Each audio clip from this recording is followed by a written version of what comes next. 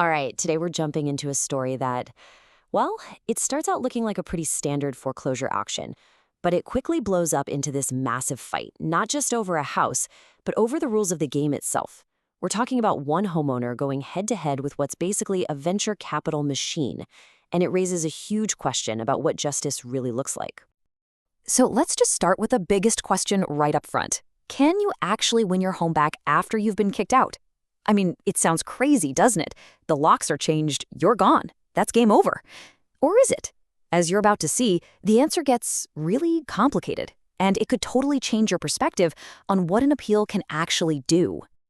All right, Section 1, a questionable auction. And yeah, it's way more than just a sale. So our story really kicks off with a guy named Jeremy Bass. It's February 29th, 2024, and his home in Lewiston, Idaho is being sold off at a trustee's sale. And for him, this isn't the end. It's the very beginning of the fight. So who bought it? A couple of companies. DPW Enterprises and Mountain Prime 2018 LLC. They snap it up for just over $165,000. Now, if you just looked at the paperwork, you'd think, okay, standard stuff, property's in default, it gets sold, next. But nope. Bass immediately calls foul. He's not just saying it was unfair, he's saying the whole thing was rigged from the get-go. And that one claim, that's what's going to challenge everything. So the buyers immediately pull out this really powerful legal defense. They claim they're bona fide purchasers. What does that even mean? Well, think of it like a legal invisibility cloak. It basically says, hey, we bought this in good faith, paid a fair price, and we had no idea anything shady was going on, so you can't touch us. The sale is final. But Bass, he's saying their actions completely disqualify them. So what proof did he have? Well, here's what Bass brought to the table. He claimed the buyers worked with the trustee before the auction even started to get the opening bid amount, which is supposed to be non-public information. And the smoking gun? They showed up with cashier's checks already printed out for the exact down-to-the-penny sale price. Now think about that. That's not just being prepared. How could you possibly know the final exact number unless you had inside info? Bass argued this was proof positive that the whole thing was cooked. And then it gets even wilder. Bass starts digging, and what he finds is what's being called the Utah pattern cases. Look at this. It's the same players over and over again. The same buyers, DPW and Mountain Prime, and the exact same law firm. And they're popping up in all these other foreclosure cases in Utah, all with similar, let's call them irregularities. This discovery suggested this wasn't just a one-off, lucky guess. This looks like a playbook, a systematic way of doing business. Okay, on to Section 2, the procedural gauntlet. And it really was a race against the clock. So Bass has all this evidence he wants to show the court about the auction, but he gets slammed into what's known as a temporal trap. It's a fancy way of saying the other side used the court's own rules and deadlines against him to basically make it impossible for him to get his evidence heard. It's like they're trying to win by running out the clock, not by fighting the case. And here's exactly how they did it. Check out this timeline. On a Friday, right before a super important hearing, the other side drops a bunch of brand new arguments. Then you have the weekend. So that gives Bass exactly one business day, Monday, to read everything, figure out a response, and file it with the court. He pulls it off. He scrambles and gets it done, only for the judge to say, nope, not looking at it. And this is the justification right from the court's ruling. There is no provision for there to be a reply to a reply. Basically, the judge said, hey, the rulebook doesn't say you get to respond to their response, so I'm not even going to read what you submitted. And just like that, poof, all his evidence about the rigged auction, the pre-printed checks, the pattern of cases, all of it just gets tossed in the trash, never even considered. The court then grants summary judgment against him, which means the case is over. No trial. He loses. So now we're at Section 3, eviction before appeal. You might think this is where it's game over. Boz lost. But he does the one thing he has left to do. He immediately files an appeal with the Idaho Supreme Court, hoping they'll see what happened and fix it. But the other side? They had a much more aggressive plan. They weren't about to sit around and wait for the appeal to play out.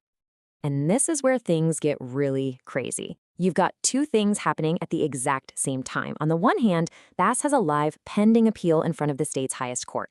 But on the other hand, the sheriff shows up at his door with a writ of restitution. That's the piece of paper that says you have to get out, and physically removes him from his home. And then, just a week later, the buyer's lawyers make their move. They file a motion to dismiss the entire appeal, arguing it's now moot. And their whole argument boiled down to this one simple, brutal question. If the house is already gone, what's left to fight about? They told the Supreme Court, look, he's not in the house anymore. There's no real remedy you can give him. So why are we even here? Just dismiss the case. I mean, it seems like a flawless legal trap, a perfect checkmate. But it wasn't checkmate. This brings us to Section 4, Restoring Justice After Loss. And this is where the entire story pivots, thanks to a single, incredibly important legal document, Bass's appellant's reply brief. This document is the comeback. It lays out a powerful argument that the court absolutely can still act, and more than that, it has a duty to fix what went wrong. And here's the brilliant part. The brief doesn't just complain about what happened, it hands the Supreme Court a literal roadmap, a 5-step plan for how to reverse the damage. Step 1, restore possession.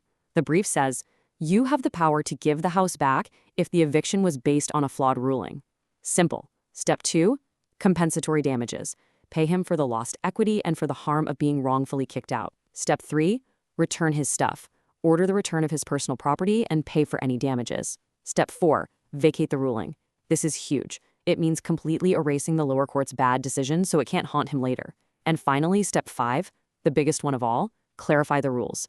The brief asked the court to make it crystal clear for everyone in Idaho that you can't evict someone while their appeal is still being decided. It's about protecting due process for all. And just to make sure the court understood the real-world stakes, the brief put a number on it. We're talking about more than $300,000 in alleged lost equity. This isn't some abstract legal argument. This is a massive financial hit. And the brief hammers this point home. This is a tangible, measurable loss that the court absolutely has the power and the duty to fix. Okay, finally, Section 5, the bigger picture. Because this one case raises a terrifying question. Are we looking at a two-tier system of justice? What happened to Jeremy Bass isn't just his story. It shines a spotlight on a huge systemic problem that experts call the dispossession dilemma. And it's happening all over the country. And this quote really nails the heart of the issue. Let me translate.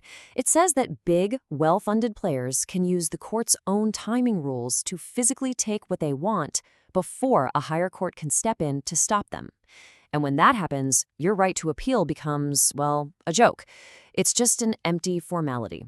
It creates a justice system where winning isn't about being right. It's about having the money and lawyers to play the clock and run your opponent into the ground. And this isn't just a theory. The numbers back it up. Look at this data from the National Consumer Law Center. It shows that more than 11% of all foreclosure cases have serious legal problems, real mistakes that should be challenged. But how many of those actually get a full, proper review on appeal? Less than 1%. It's an appellate choke point. The vast majority get knocked out on technicalities, like being declared moot, exactly what they tried to do to Bass. Which leaves us with this final, really uncomfortable question. Is the right to appeal something we all have, or is it a luxury, a privilege for people who can afford the lawyers and the time to keep fighting? Because if you can be thrown out of your home and have your case shut down before the highest court in the state even gets to hear your side, does that right really mean anything at all? That's the question the Idaho Supreme Court is wrestling with right now. And believe me, their answer is going to be felt far beyond just one house in Idaho.